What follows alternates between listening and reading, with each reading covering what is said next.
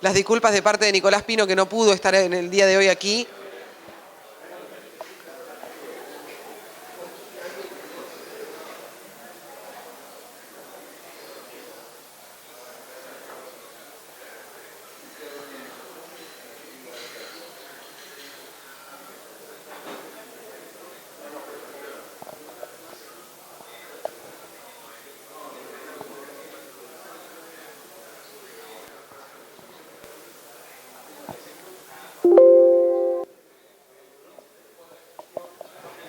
Jorge, ¿comenzás vos?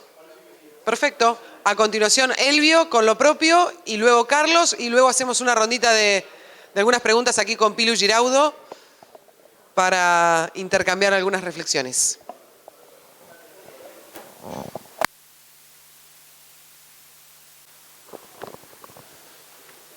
¿Cómo lo movemos de acá? ¿Con qué se mueve?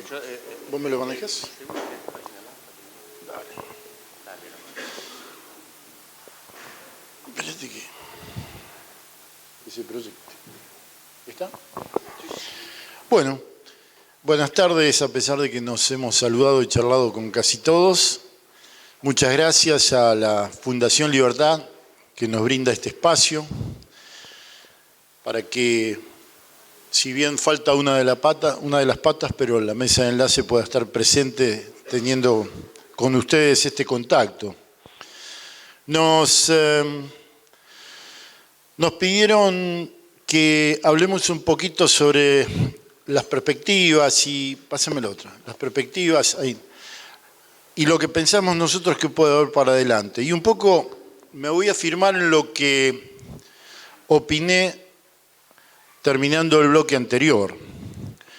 Creo que es fundamental para que veamos cambios que definitivamente el gobierno, desde el gobierno nacional y muchos provinciales, se cambie la visión que se tiene hacia el campo. Yo creo que podemos opinar, podemos estar buscando los cambios que necesitamos, pero es fundamental que quienes tomen las decisiones de gobierno piensen diferente. Si seguimos con políticas populistas, con esta situación de comodidad, yo creo que va a ser muy difícil que podamos revertir esta situación. Y por supuesto la sociedad también va a tener que poner algo que corresponde, ¿no? Con esto quiero decir que es un trabajo en conjunto, un trabajo difícil, donde seguramente los sectores empresarios van a tener que entender que definitivamente también vamos a tener que emprender este cambio juntos. Y a veces, como nos ha ocurrido, como muchas veces dije en la participación que tuvimos como representante de CRAN en el Consejo Agroindustrial, debemos dejar de pensar como eslabones y sí trabajar a nivel de cadena. Esto es una herramienta fundamental para que de una vez por todas el sector agroindustrial pueda tomar decisiones en cadena y que nos protejamos o de alguna manera nos ayudemos entre todos los eslabones. Claro que eso se puede llevar adelante en un país que tenga una economía normal, una economía sana, y no lamentablemente con la realidad que nos toca vivir, donde a veces es feo lo que voy a decir, pero cada uno trata de defenderse como gato entre la leña y como puede, porque hay que sobrevivir. Y ahí es donde se producen los desequilibrios, los desajustes, y viene todo esto que lamentablemente tenemos que vivir actualmente y los últimos años. Con esto les quiero decir de que lo último que estamos viviendo con respecto al dólar soja ha sido bastante desafortunado el arranque de esta medida, sobre todo por las marchas y contramarchas que se han llevado adelante desde las decisiones del gobierno. Digo, porque esto, fundamentalmente el gobierno, para empezar a transitar este camino que buscamos, tiene que generar confianza. Y definitivamente, si no logra un primer paso generando confianza, no va a ser fácil lograr todo lo que viene atrás. Cuando decimos que tiene que cambiar la visión es porque tiene que entender de que no hay retención de granos por parte de los productores. Y si algún productor puede retener algo, lo único que hace es protegerse y tener una moneda de cambio para poder seguir adelante. Porque en un país con la economía que recién acabamos de decir, el grano es la moneda de cambio con la cual se protege para poder seguir. Por otro lado, tenemos los derechos de exportación muy altos, una carga impositiva excesivamente pesada para poder desarrollar el crecimiento que se necesita. No se puede crecer cuando uno tiene una carga tan excesiva en las espaldas. La provisión de fertilizantes, insumos, todo el tema de importaciones, todo esto genera un panorama de incertidumbre. Y con incertidumbre es muy difícil planificar. Y todos ustedes saben que el campo necesita planificar y con tiempo. El problema del gasoil que hemos vivido y que seguimos viviendo, el aporte de los biocombustibles. Casualmente, hoy por la mañana los técnicos de las entidades se reunieron con los técnicos del Ministerio para tratar el tema biocombustibles. Hay decisiones de mantener estas prórrogas por 30 días más, es lo que surgió de la reunión por hoy. Pero no se puede estar decidiendo cada 30 días. Hay que tomar decisiones a mediano y a largo plazo y dejar las urgencias de lado, ¿no? Por otro lado, ¿se escucha? Por otro lado, el precio que le llega al productor con toda la carga impositiva y los fideicomisos de trigo son otro de los factores que realmente generan incertidumbre, un malestar y una falta de previsibilidad. ¿Y cuál sería el precio que vendría en la cosecha gruesa que tenemos hacia adelante? En este gráfico yo no soy un especialista en la materia. Lo que quiero es marcar claramente cómo ha sido la evolución del trigo, el maíz y la soja en la campaña 2000-2022 y cómo han funcionado el cambio de rotación en los cultivos desde el 2016. ¿Qué ha marcado esto? Claramente que cuando ha habido políticas que generaron incentivos y por supuesto la eliminación de los derechos de exportación o las retenciones, como le llamamos, ha habido un impacto positivo con un incremento de producción que el país lo necesitaba. Estos gráficos de alguna manera lo están mostrando, donde dice que desde el 2016 crece la superficie sembrada de trigo y maíz y la de soja cae, pero no tanto. ¿Cuál me decís? Esto. La superficie sembrada y la producción del 2000 al 2022 muestra lo mismo que les decía, que los incentivos ayudan mucho. Por supuesto, sobre todo la eliminación de los derechos de exportación. Vemos cómo la línea roja muestra el aumento de tonelaje de producción y también hay un aumento paralelo de la superficie sembrada. Vemos exactamente lo mismo en trigo, donde hay variaciones y hay caídas, si ustedes ven, bastante pronunciadas, entre el 2011, 2012, 2013, que son las épocas en que esta carga impositiva a la que me estoy refiriendo estuvo en su mejor momento y lamentablemente no generó ese ambiente de evolución. Los incentivos de política, qué pasa con la superficie sembrada, cuando se eliminan las retenciones, muestra claramente lo mismo. Y la realidad es que las oportunidades que estamos perdiendo no nos deja ver que el mundo sigue demandando más granos y alimentos. Y nosotros somos productores de granos y de alimentos. Con esto queremos mostrarle que las perspectivas agrícolas del 2021 al 2030 muestran que África y Asia-Pacífico van a seguir demandando alimentos porque hay un crecimiento poblacional. Hay cada vez más gente y la gente tiene que comer. Y se ve claramente que hasta el 2030 el crecimiento demográfico mundial estará liderado por África subsahariana y por la India. y por supuesto los países del Asia-Pacífico. Hay una gran oportunidad para las exportaciones de granos y alimentos en Argentina. Es lo que creo que hay que tomar conciencia para que de una vez por todas podamos llevar adelante lo que estamos diciendo, ¿no?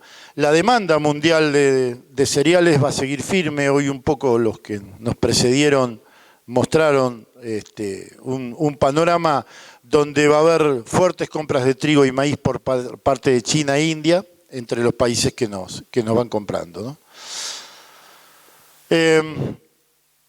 Hay una comparación de Brasil versus Argentina. Hoy vimos claramente el crecimiento de Brasil con respecto a Argentina y vemos con la línea verde cómo Brasil nos ha sacado una ventaja impresionante, nosotros un lento crecimiento. Hoy lo mostramos mucho más claramente mostrando los resultados del Producto Bruto Interno y esto sin duda muestra la decisión de las políticas, ¿no? Cuando decimos que la visión del gobierno tiene que cambiar, tiene que haber una política económica que muestre más seguridad y más incentivos, eso significa dejar de intervenir los mercados, comenzar por supuesto con la eliminación y la reducción de los derechos de exportación, que esto es el mejor incentivo y de hecho cuando se hizo se mostró claramente que el resultado fue positivo porque las estadísticas muestran claramente el crecimiento que hubo en producción. Hay que generar estas condiciones de certidumbre tanto para cosecha fina, para la siembra, pero con tiempo. Básicamente el productor necesita que esta seguridad y estas señales claras las tenga con tiempo. El campo no es un negocio en el cual uno aprieta un botón y al otro día puede cambiar las condiciones. Lamentablemente se necesita más tiempo y los tiempos a veces de las decisiones políticas están muy lejos de los tiempos que tenemos que manejar nosotros los productores. Y por supuesto se necesita una mayor producción porque eso también va a generar mayor oferta de divisas. Esto hablamos hacia futuro, en el 2023, donde creo que vamos a tener un escenario bastante más complicado que lo que estamos inclusive viviendo. No creo que les haya dicho nada nuevo que ustedes no conozcan y que no hayamos escuchado. Sí creo que definitivamente lo que se necesita acá es decisión política, criterio y sentido común. Y sobre todo esto va a tener que ser tenido muy en cuenta por quienes nos van a gobernar en el futuro, donde creo que se necesitan proyectos claros, se necesitan estrategias que ya tendrían que estar armadas para quienes van a gobernar y para poder ganarle tiempo a las crisis que se avecinan hacia adelante para poder revertir esta situación. Muchas gracias a todos.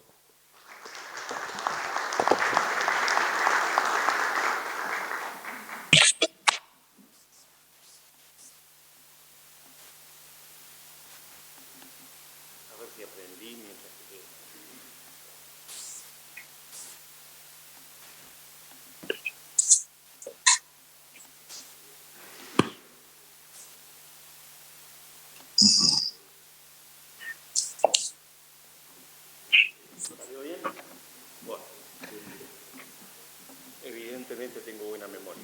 Hola. Hola. Bueno, antes que nada, muchas gracias a la Fundación Libertad por poder participar de este panel de escenarios granarios que realmente son temas importantes y muy a tener en cuenta para el futuro. Y yo le escuchaba a Anabela, le escuchaba a Lorena, a Diego, y nos planteaban el tema de la incertidumbre, el tema de la volatilidad de los mercados, la volatilidad por el tema climático, y si esperan que nosotros les traigamos certezas desde lo político, perdieron el tiempo, porque realmente creo que hay otra volatilidad más, que en alguna medida lo mencionó Lorena, que es la volatilidad política, y esta incertidumbre nos pone en una situación muy complicada. Recién lo decía Jorge, los ciclos productivos El más corto es el de la soja, de 6 meses, pero después el ganadero es de 3 años. Entonces, cuando nosotros tomamos una decisión, estamos influyendo en un resultado que vamos a tener dentro de 3 años. Quédense tranquilos que lo pensamos muy bien cada vez que tenemos que tomar una decisión como ganaderos y evidentemente también como productores en todos los términos. Una decisión que muchas veces no involucra solamente a vos y tu familia, involucra también al personal que trabaja con vos y que hoy por hoy en alguna medida depende de tus decisiones. Con lo cual, bueno, no quiero entrar en una victimización de lo que sería la producción agropecuaria, pero ustedes lo conocen todos muy bien. Creo que es bueno manifestarlo así porque es la realidad con la cual nosotros convivimos día a día. Yo les preparé una presentación, más que todo comentándoles, bueno, yo soy Elvio Laucerica, como ya dijo Jorgelina, soy vicepresidente de Coninagro. Coninagro es una confederación de tercer grado que está a lo largo y a lo ancho del país. Ahí ustedes pueden ver que estamos conformados por 9 federaciones asociadas, 6 adherentes, y que en estas federaciones hay 19 productos diferentes dentro de la producción agropecuaria y elaboramos todos los meses la evolución económica que tienen hoy cada una de estas producciones. Esto es lo que nosotros le llamamos el semáforo, que los medios muchas veces lo tienen muy presente, y como verán, está en rojo. Nos falta el verde. Hay 2 verdes que ya me dijeron que son rojo, que ya pasaron a rojo. En esto que influye, no solamente influyen los muy buenos precios que hoy plantearon que estamos teniendo en la agricultura, sino que también influyen todos los precios internos, todos los costos internos. Y entonces cuando llega el momento de colar los chicharrones, como a mí me gusta decir y que muchas veces me critican la frase muy vulgar, no queda lo que realmente parece ser. Y que muchas veces algunos medios te llaman y te dicen que tenés unas ganancias del 70% y yo digo, en mi bolsillo no la veo. No sé de quién te lo dijo, pero en mi bolsillo no la veo. Porque estas son las cosas que nosotros muchas veces tenemos que convivir acá con los amigos de la mesa de enlace, cuando los medios, algunos son más benévolos, otros no son tanto, pero evidentemente todos los necesitamos. A todos los necesitamos para poder llegar a la sociedad con este mensaje. Hoy se habló justamente de que muchas veces la visión de la sociedad es muy diferente a la que nosotros podemos llegar a tener o sentir. Estas serían las agendas de Coninagro. Bueno, acá hay 3 temas que son para nosotros prioritarios, como el tema ambiental, el tema de las juventudes, el tema de la participación de la mujer, y dentro de todos ellos las trabajamos a través de estas mesas de participación que tenemos como entidad.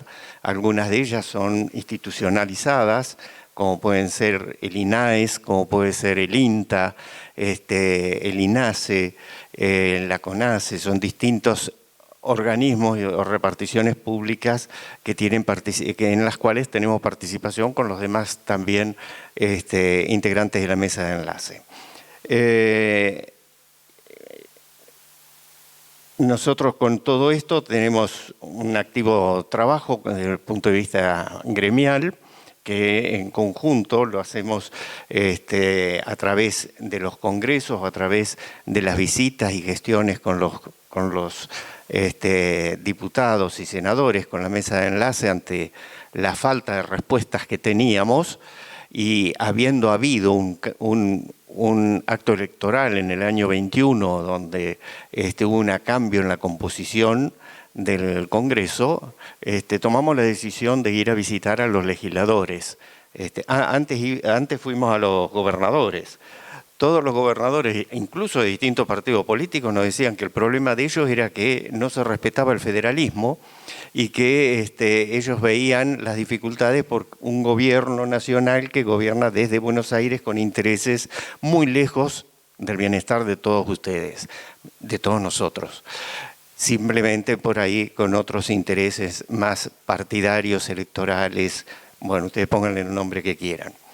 Y fuimos también al Congreso, nos recibieron, esto para aclarar, nos recibieron solamente los de la oposición. Los oficialistas quisimos ir, los encontramos en un pasillo, pero finalmente la reunión no nos recibieron. Desde Coninagro tenemos participación en nuestras federaciones, tienen una gran participación en lo que es la cadena de valor y bueno, acá el viernes pasado estuvimos inaugurando con ACA el puerto de Timbúes. Y realmente hay inversiones sumamente importantes que se están haciendo desde el movimiento cooperativo para justamente darle mayor logística y por otro lado también facilidades para la comercialización de nuestras producciones. Tenemos también algún frigorífico, por supuesto que algo muy bueno que es el vino y la yerba mate son dentro de las producciones intensivas. Bueno, acá yo hice una clasificación de los problemas que prácticamente ya los mencionó Jorge, solamente para no repetir, creo que ahí hicimos una clasificación en cuáles son los que están afectando por coyuntura y por importancia, ¿no es cierto? Y la inflación y la brecha cambiaria son prácticamente las que hoy en la coyuntura nos ocupa y son las de mayor trascendencia. Políticas de Estado, reforma fiscal y leyes importantes son otra de los trabajos que están en el día a día de la mesa de enlace y de Coninagro también, en particular.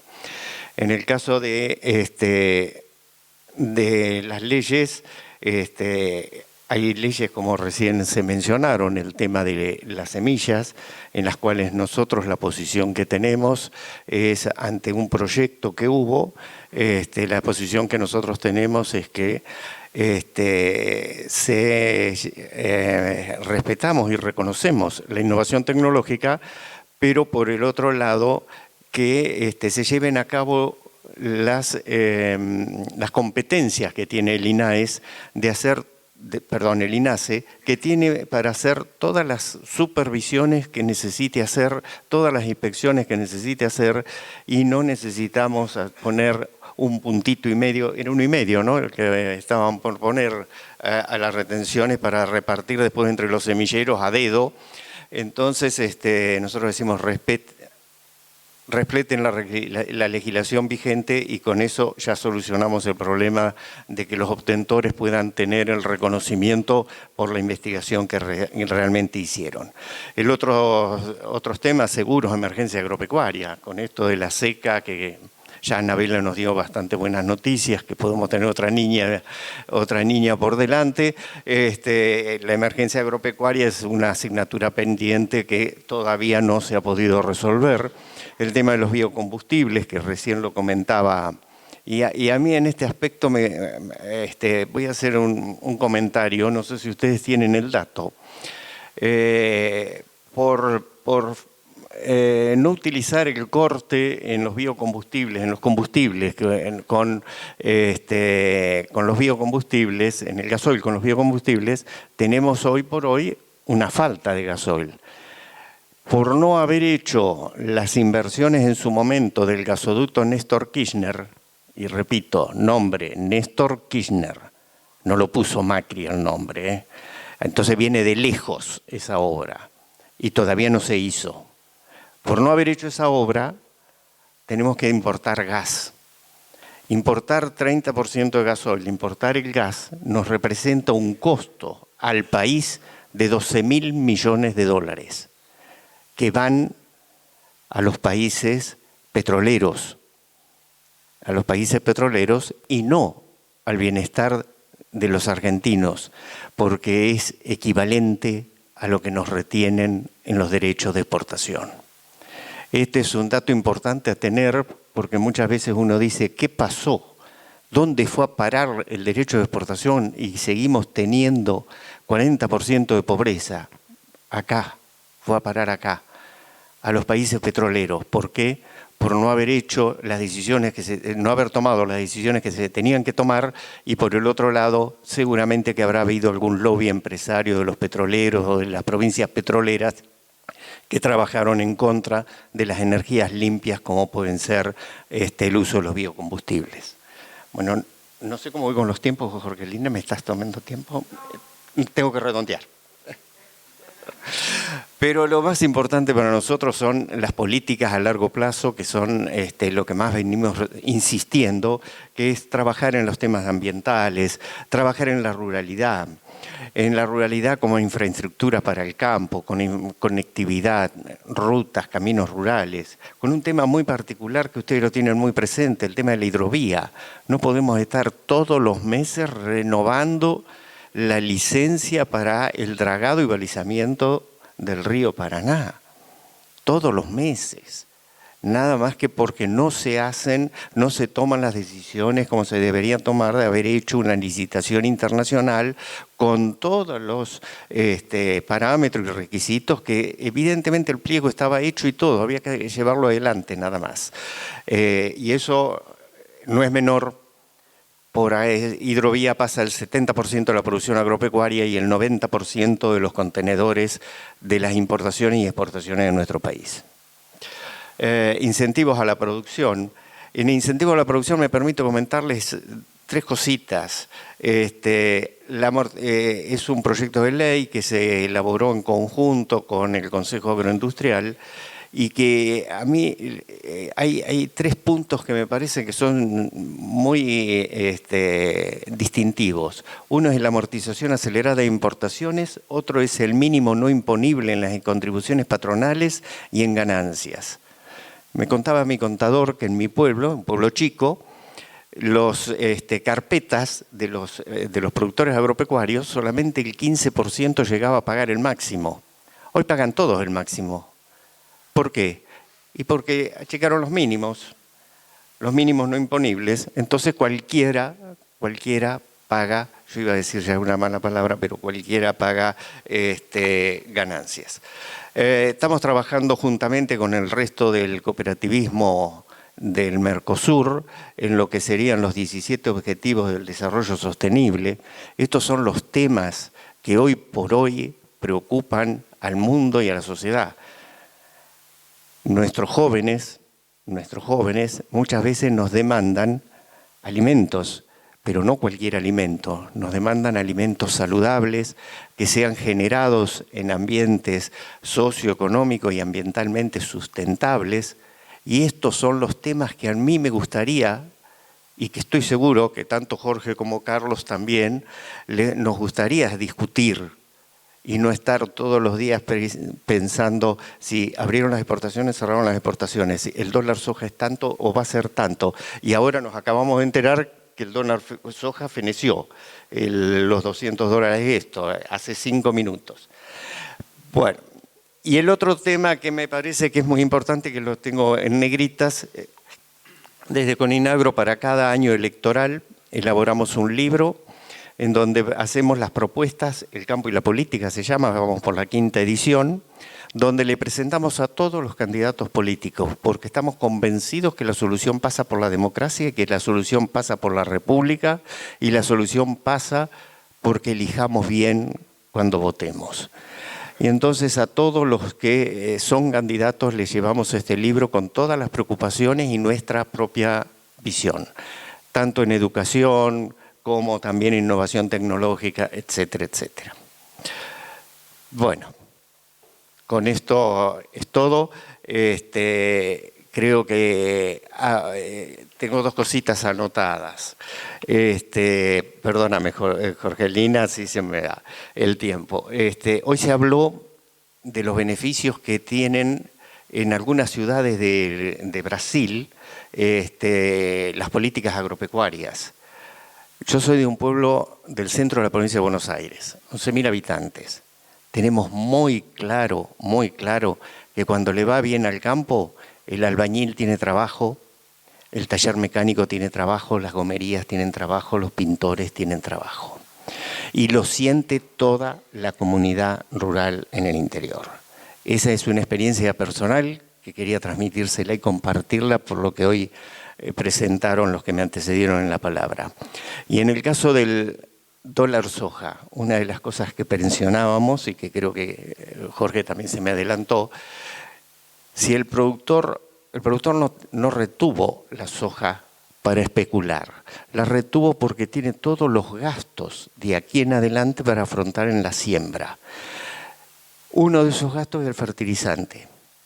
Resulta que fertilizante no hay porque no hay divisas para salir a comprarlo y entonces no tenemos fertilizante.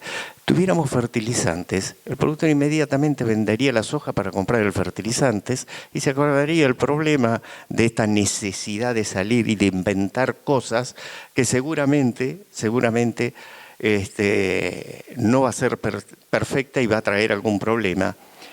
Y si seguimos sin tener fertilizante, yo sé lo que va a pasar, no sé lo que dirás vos, Antonella, pero yo sé lo que va a pasar. Se va a sembrar soja, porque lleva mucho menos fertilizante.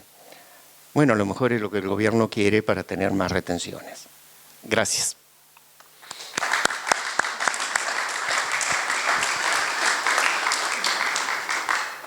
Bueno, buenas tardes. Muchas gracias a la Fundación por invitarme. Por alguna cuestión no entendí y no he traído ninguna presentación de PowerPoint. Les voy a decir la verdad. Con esta incertidumbre, la semana pasada tuve que despedir al técnico, así que a la miércoles el PowerPoint no traigo PowerPoint. Pero la semana que viene se compone, dicen desde el gobierno. Así es que yo por las dudas no voy a tomar un técnico.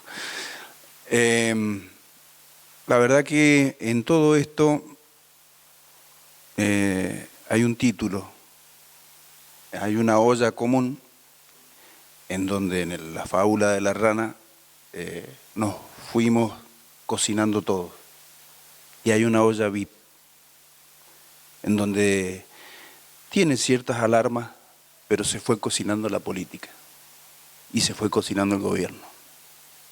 Y hoy estamos donde estamos, sin capacidad de reacción, porque creyeron que cobrándonos retenciones indefinidas, oprimiéndonos, tenían los mejores resultados.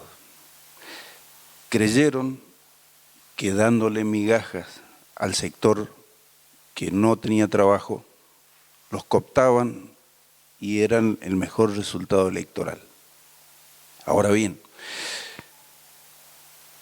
esto nos fue haciendo perder capacidad de producción, nos fue en las economías regionales haciendo de que no solo no podamos producir, sino que tengamos que abandonar las tierras. Y hay muchísimas fábricas con capacidad ociosa, y en la pampa húmeda, por lo menos al productor que represento, el productor chico y mediano, ha pasado, en el mejor de los casos, a ser rentista y a entregar sus tierras y no producirlas, el productor propiamente. Mi entidad ha cumplido hace pocos días 110 años de vida y nació en una rebelión por la opresión que tenía en ese momento desde los terratenientes que le dejaban prácticamente una nulidad en la rentabilidad, y venía de dos campañas de seca, 1910 y 1911, y en la de 1912 fue buena, pero no alcanzaba ni siquiera para afrontar los gastos, porque habían tenido dos campañas totalmente desastrosas. Medianamente, más allá de las campañas de seca, lo que nos encontramos en la actualidad es que ha cambiado el actor que se queda con la renta. pero el productor chico sigue sin tener ningún tipo de rentabilidad y desplazándolo. Porque el actor que se queda con la renta es el Estado, a través de las retenciones y a través del desdoblamiento cambiario, que hace que el 70% de la soja, por ejemplo, se quede en manos del Estado y que con el haya que producir el 100% de esa producción. En las economías regionales, en algunas que han tenido retenciones, ha sucedido algo similar. Por ejemplo, en la industria del vino o en lo que es todo la exportación de fruta seca o fruta enlatada, se cobra retenciones sobre el producto final que sale al puerto.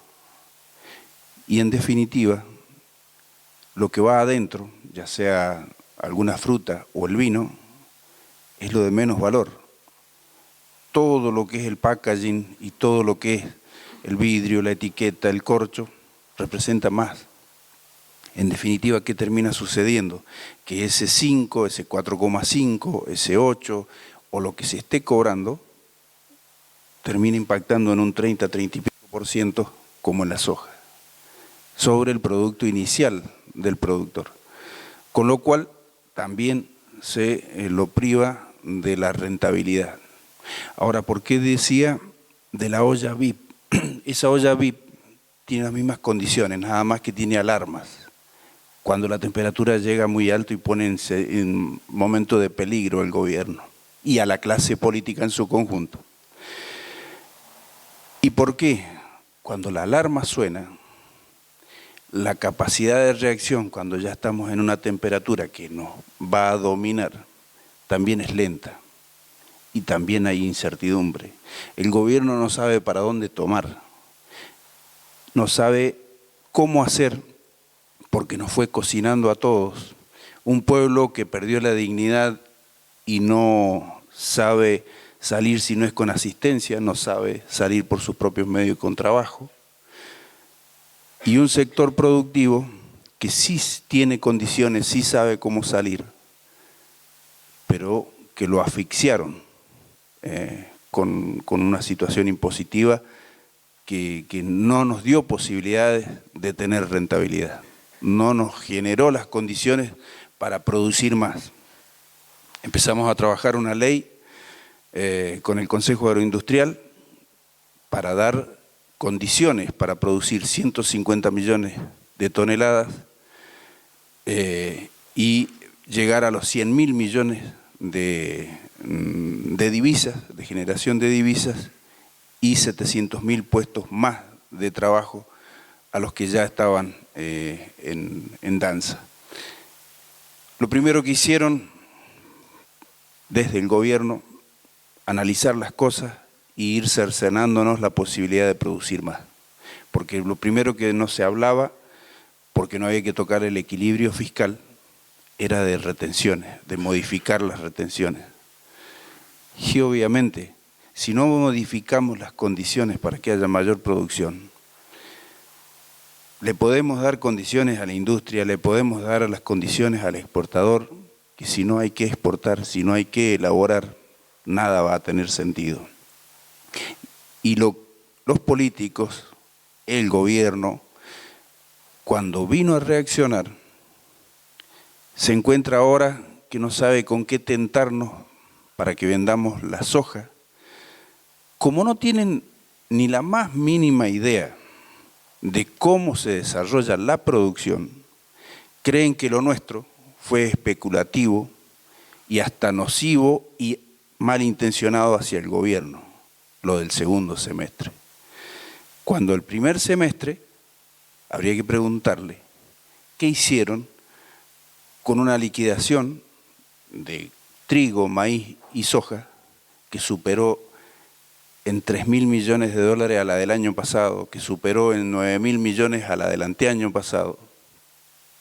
Sabemos o estimamos que fue la cuestión energética que hizo que tuvieran que gastar todo lo que nosotros traíamos. Ahora bien, en el segundo semestre, ¿con qué arrancábamos? Un junio que cerraba con un banco central que anunciaba que se restringía la posibilidad de tener dólares para importar los insumos que necesitamos para preparar la campaña, con un ministro que se iba, digamos, con una gran alegría para Cristina por haberlo hecho ir y con una tremenda preocupación porque para qué lo hizo ir. Y nos encontrábamos con que se desataba una corrida cambiaria que hacía que el número del dólar cambiara en un 50% en 20 días. Obviamente, cualquier productor que no tuviera que asumir algún compromiso de pago muy puntual, no iba a vender.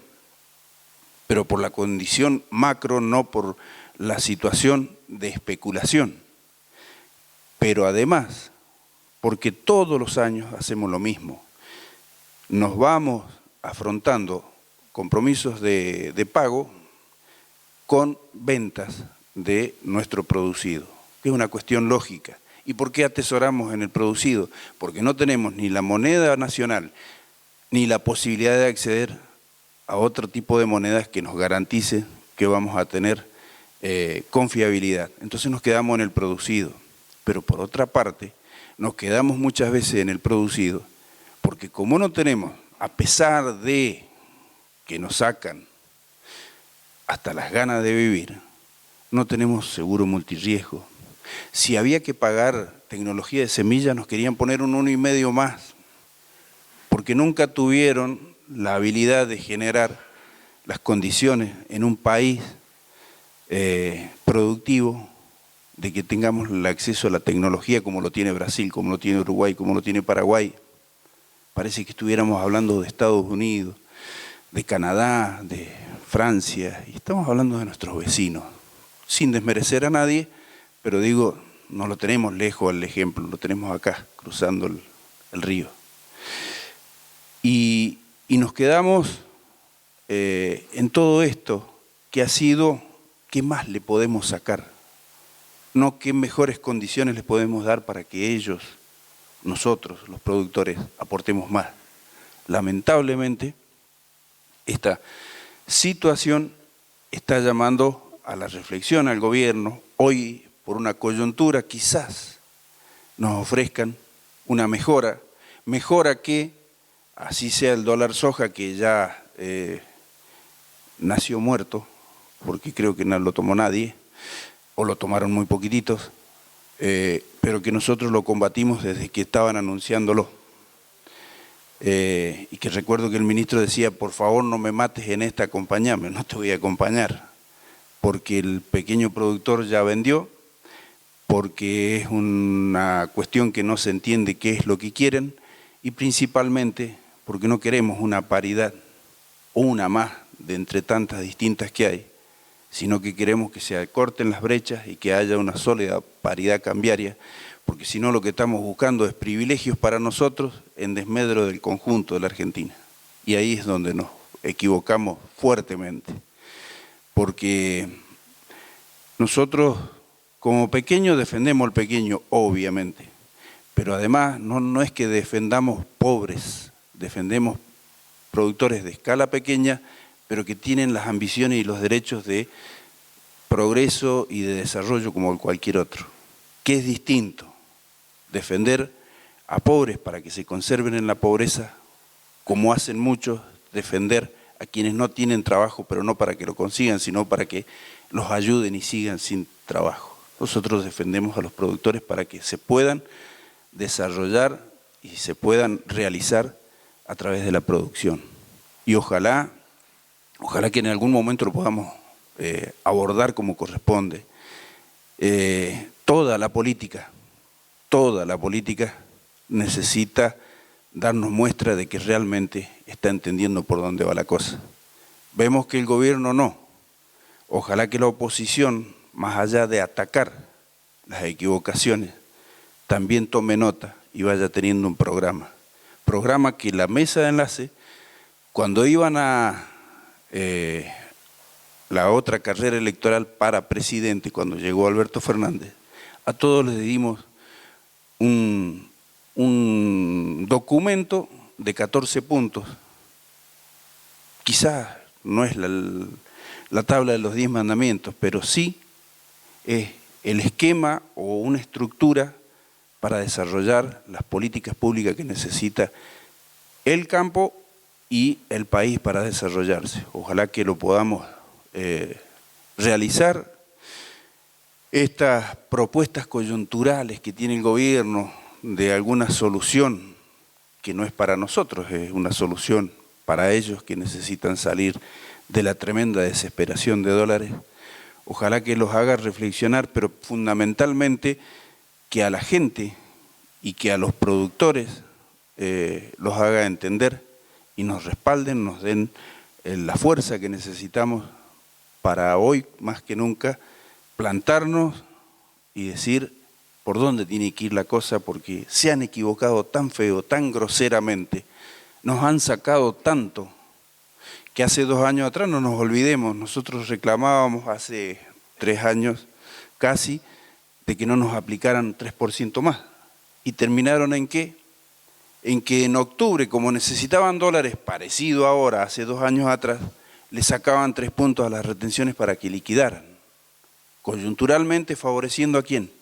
Y a los sectores más concentrados y al sector industrial y al sector exportador. ¿Y en desmedro de quién? De los pequeños y medianos productores. Hoy, con estas propuestas que andan por ahí, es muy probable que suceda lo mismo. Ojalá que tengamos la ductibilidad necesaria para ser claros con la gente, con los políticos, con el gobierno y podamos hacer entender que nosotros, los del campo, los pequeños, los medianos, los grandes productores, debemos ser aliados de los industriales, de los distintos sectores y, por qué no, del conjunto de la sociedad para salir adelante. Muchísimas gracias.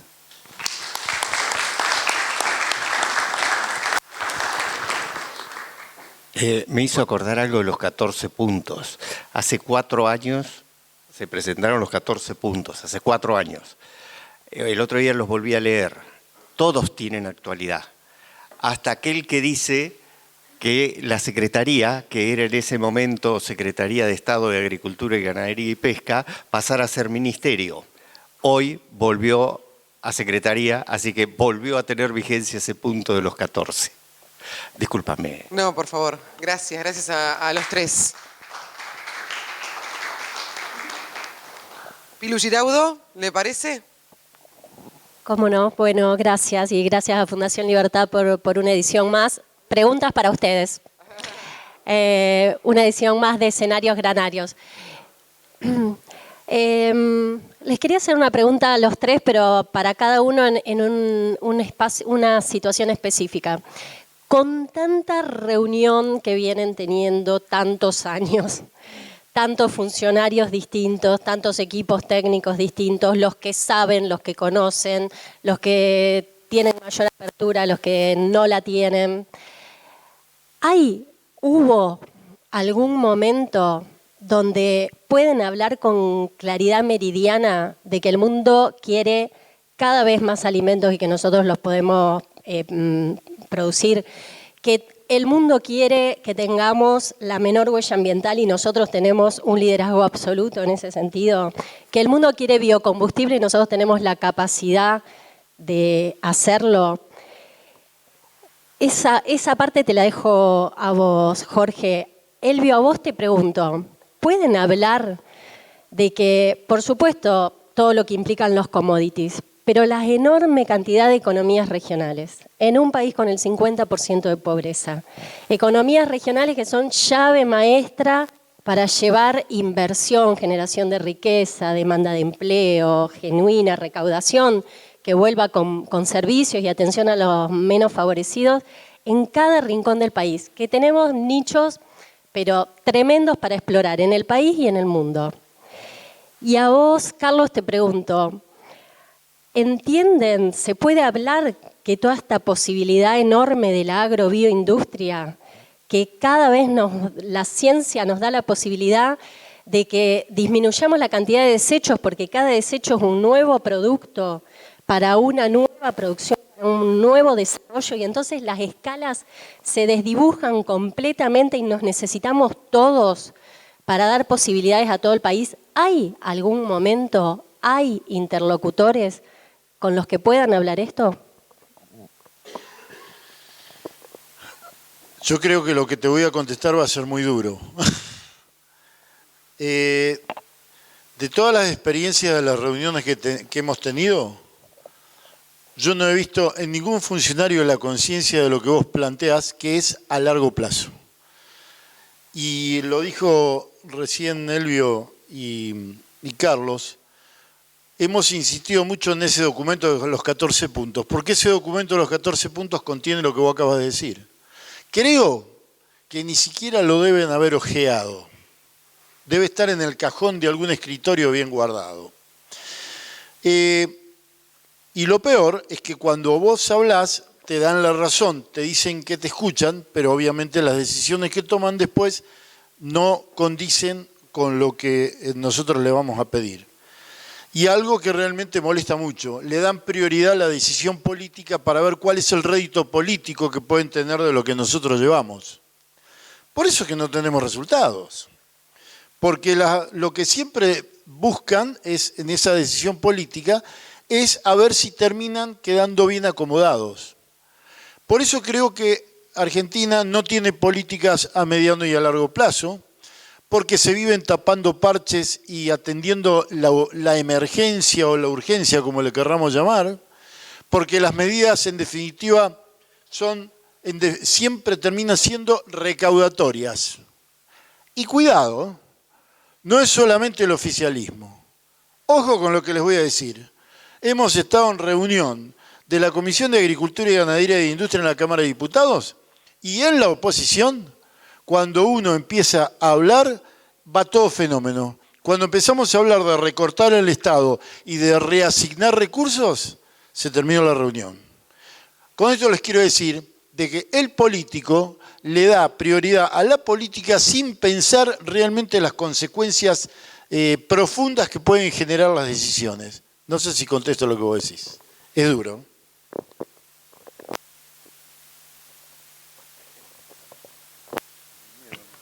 Hola. A ver, yo tengo poca experiencia porque, salvo que estuve interinamente el año pasado como presidente, después no tuve mucha participación en cuanto a la gestión que pueden haber tenido más que todos ustedes con otras políticas o con otros gobiernos. Pero, a ver, creo que en este aspecto acá hay una asignatura pendiente de la política en general en cuanto a las medidas que se tienen que tomar.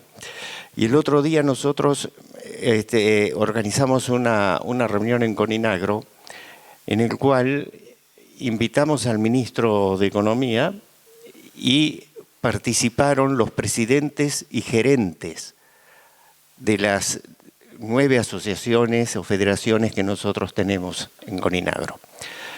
Entonces estaban ahí los presidentes y los gerentes y le transmitieron el tema, por ejemplo, en el arroz, que es algo muy vecino que tienen ustedes acá con Entre Ríos, en el arroz las dificultades que tienen para poder exportarlo por las tarifas eléctricas que tienen que pagar, que valen fortunas.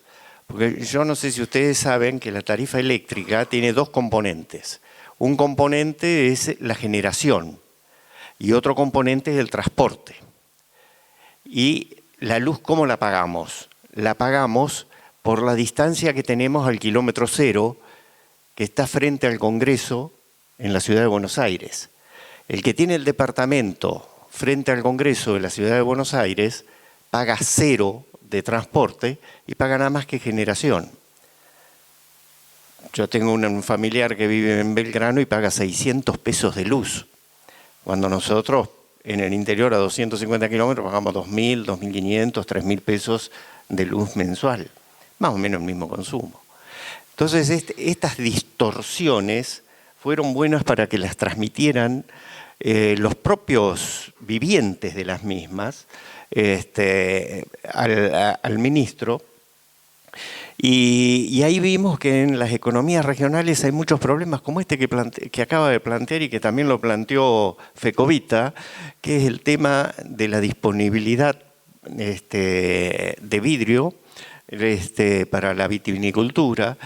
Y lo que yo no sabía, no lo tenía presente, es el efecto que hace, porque vos decís, se quejan de que tienen el 4,5% de retenciones, no es nada, pero claro, a donde le pone todo lo demás es el 33%. Entonces, evidentemente estas distorsiones son realmente preocupantes. Teníamos también ahí de la cooperativa frutícola del Valle del Río Negro. Muchos de todo ello exportan por Chile. No exportan por Bahía Blanca, que lo tienen a 20 kilómetros o 50 kilómetros. Exportan por Chile. Está bien que por ahí les conviene porque van al mercado asiático, pero todas esas cosas te generan distorsiones y costos logísticos que son altamente que afectan altamente las economías regionales. Las economías regionales hoy por hoy, las economías pampeanas tienen sus problemas, sí, pero las economías regionales tienen muchos problemas y tienen una característica que dan mucha mano de obra. Mucho del empleo en el interior son producto de las economías regionales. Y las economías regionales hoy, cualquiera se queja, incluso salieron notas de gente que no pudo cosechar limones y cítricos, justamente porque no conseguían mano de obra. ¿Por qué? Porque están todos con los planes. Entonces, cuando le transmitís ese problema, te dicen, no, lo vamos a solucionar, que esto, que el otro, que acá y que allá. Pero el poncho no aparece. Y lamentablemente muchas veces no tenemos las respuestas que requerimos. Y menos mal que somos 4, con lo cual nos atestiguamos entre nosotros que las cosas las decimos. Que no lo consigamos es otra cosa. La verdad que lo que me consultaba... el gobierno o por lo menos los funcionarios que están ahora, los he observado en algunos eventos. Vinieron a la Bolsa de Comercio de Rosario y habló Bailo, después lo escuché cuando habló en el Congreso de Coninagro, y tienen un discurso que parece que nos están entendiendo. Y nos revalorizan y nos ponderan de que somos la solución y que hay que darnos el lugar que necesitamos para poder producir más y todo. El tema es que no, de lo que dicen a lo que hay que hacer hay un trecho que lamentablemente es recurrente de que no lo encontramos. O sea, la voluntad manifiesta en lo que se dice no queda expresada en lo que se hace o en las condiciones que nos tienen que dar. Lamentablemente, hasta el momento lo que estamos viendo es eso, una desconexión muy fuerte. La única realidad que tienen es la ausencia de dólares y la necesidad que tienen de poder traerlos, pero no hay condiciones para que realmente nos podamos desarrollar como corresponde. Yo no lo veo lamentablemente el gobierno. Algún día quizás, con tanto que están diciendo, se convenzan de que hay que hacer algo distinto, pero no lo veo en estos momentos como en condiciones de hacerlo. No estarían presentándonos planes de un mes si estuvieran entendiendo de que hay que hacer estructura, no coyuntura. Bueno, no nos queda mucho más tiempo. Yo, a diferencia de lo que hemos venido manifestando y de alguna manera figurándome en la pregunta que hoy le hacía a Luis Miguel Echeverre y a Luis Ubizarreta, que tiene que ver con la parte del héroe que tiene el sector agropecuario, que alguna vez ha creído, que se lo han hecho creer, y que eso también lo ha dejado en un lugar sumergido que no está bueno y del cual tiene que salir, porque si no sale de ese lugar, definitivamente no se va a poder comunicar nunca con el resto de la sociedad. Dicho esto, y a la inversa de dejar de lado, y no se ofendan con lo que voy a decir, pero vamos a dejar de lado a la víctima. ¿Qué les parece? En la parte final de este diálogo. Dejemos de lado a la víctima y vayamos más a la propuesta aún.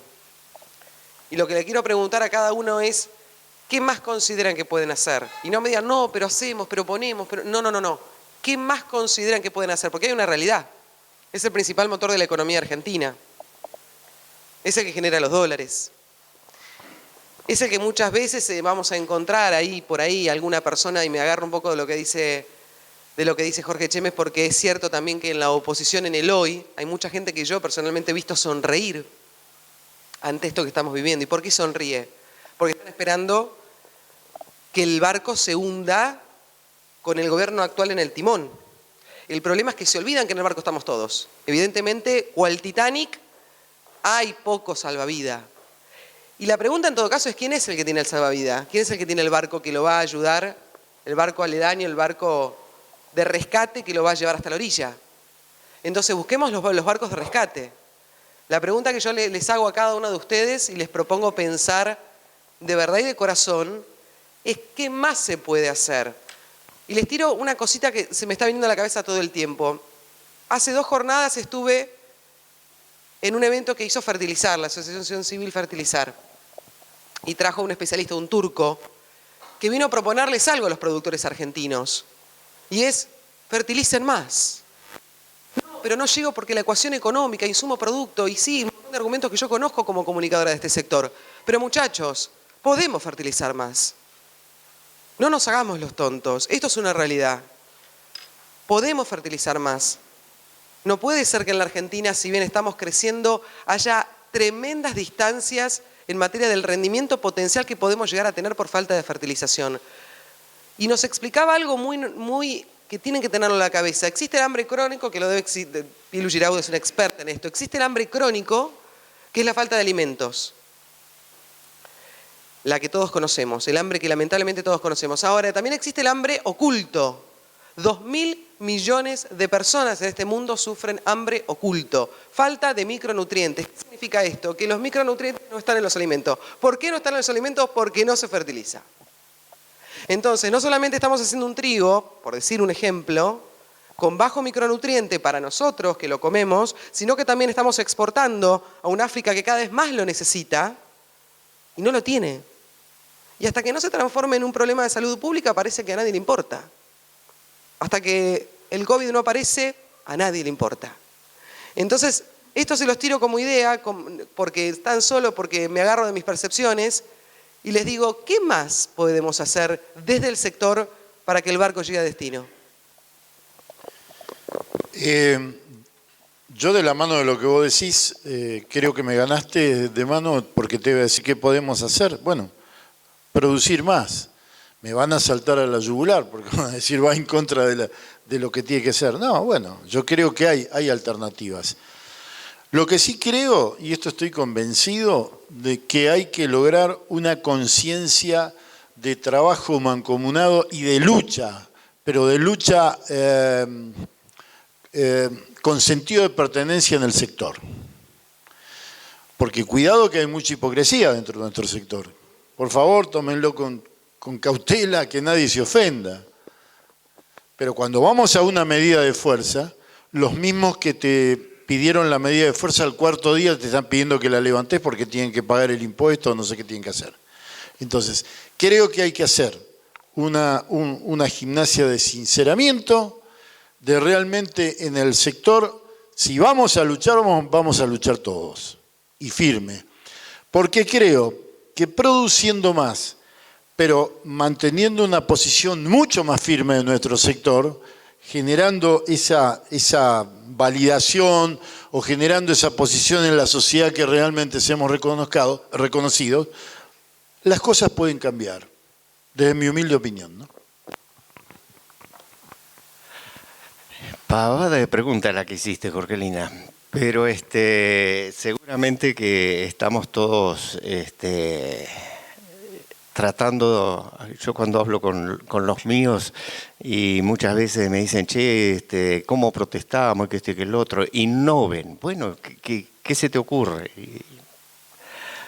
A gata sabemos sembrar, entonces muchas veces esas innovaciones no tenemos, pero hay muchas cositas que, a ver, y esto está vinculado con lo que hoy preguntaba también Pilu.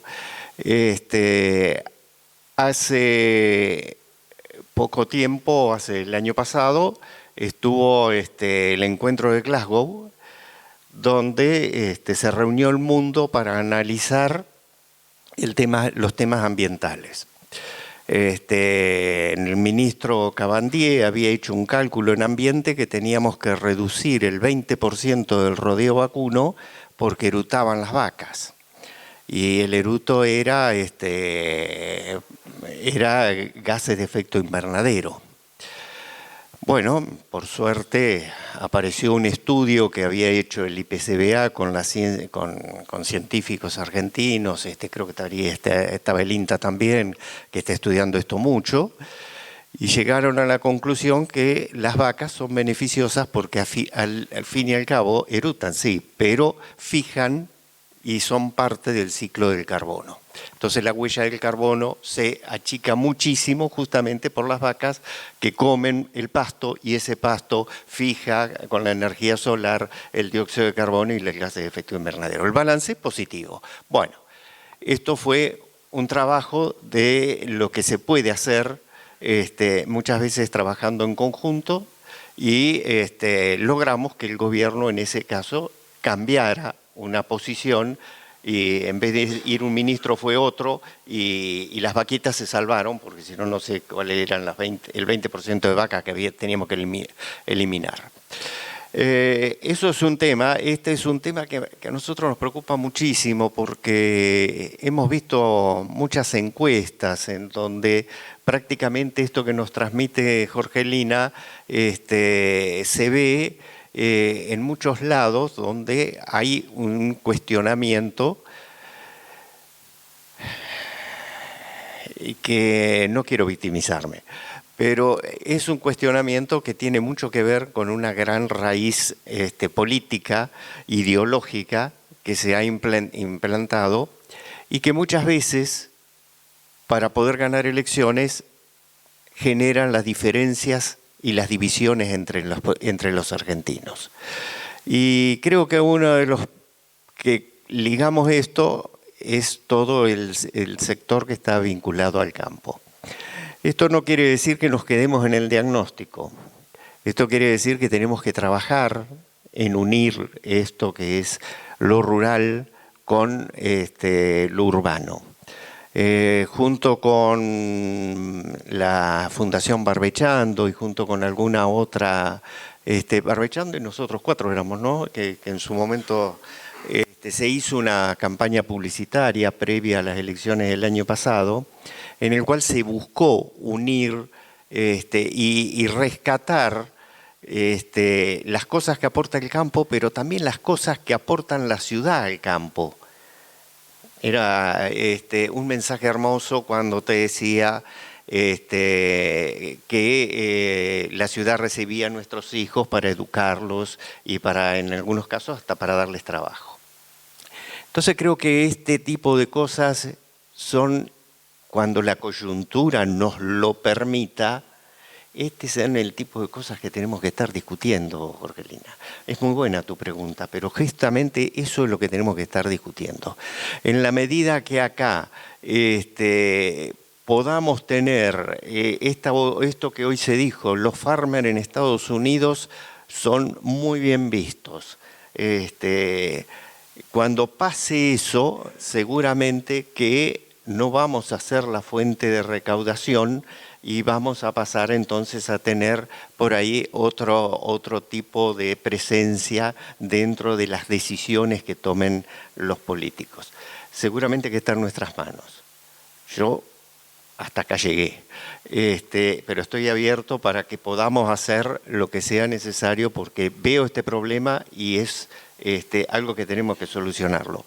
Y no lo tenemos que solucionar como hacemos muchos de nosotros que nos decimos, porque yo me levanto temprano. El ordenanza que trabaja en Coninagro tiene 1 hora y media entre subte, tren y subte, tren y ómnibus, perdón. Gracias. Para llegar al trabajo. Tarda 1 hora y media para ir y 1 hora y media para volver. Entonces, todo este tipo de cosas son las que muchas veces están nosotros mismos, que tenemos que erradicar algunas cositas que por ahí nos perjudican a nosotros mismos en los comentarios que hacemos. Siguiendo el correlato de lo que dije cuando hablaba en la exposición, yo creo que lo que tenemos que hacer, los que tengamos más fuerza, saltar la olla común y apagar la hornalla para poder salvar a todo el pueblo. Y cuando digo poder salvar a todo el pueblo, es animar a la gente que está en el confort de tener un subsidio sin tener trabajo, a que recupere la dignidad trabajando, animar a los productores a que produzcamos más y advertir a los políticos que no les apagamos la hornalla hasta tanto no reaccionen y dejen de hablar de que no nos pueden sacar las retenciones porque es la única manera de sostener al país, y que empiecen a recapacitar de que el esfuerzo también les toca a ellos y tienen que hacer un fuerte recorte de la política, porque esto no tiene que ser una forma de vida, tiene que ser una voluntad propia, una inspiración, ser político, para hacer el bien, para dedicarse a hacer el bien al conjunto y no para hacerse el bien ellos mismos, con la diferenciación de sueldos que tienen. Y de esa manera, creo que ahí es donde, si nosotros nos animamos a hacer empatía con toda la sociedad, como dice Elvio, no decir que somos los mejores porque nos levantamos o nos acostamos o estuvimos toda la noche, en el caso mío en Mendoza, regando, sino que somos unos más de los muchos tantos que se esfuerzan para tener un sueldo y que quizás muchos no llegamos a fin de mes. Y cuando hagamos empatía con toda esa sociedad, le llamemos la atención a toda la clase política, porque algunos porque se están equivocando, otros porque están esperando que se equivoquen un poquito más, así llegan ellos, pero nadie está mostrando una voluntad de donde nos van a sacar adelante. Y yo creo que un error de la sociedad que vive en democracia es esperar que nos saquen. Yo creo que la democracia, para poder vivirla como corresponde, es indicar también en nosotros el camino, no la política, porque si no, hasta acá nos trajo la política. Si nosotros nos marcamos el camino, difícilmente vayamos a salir. Sí, eso, el aplauso, gracias. Gracias, gracias.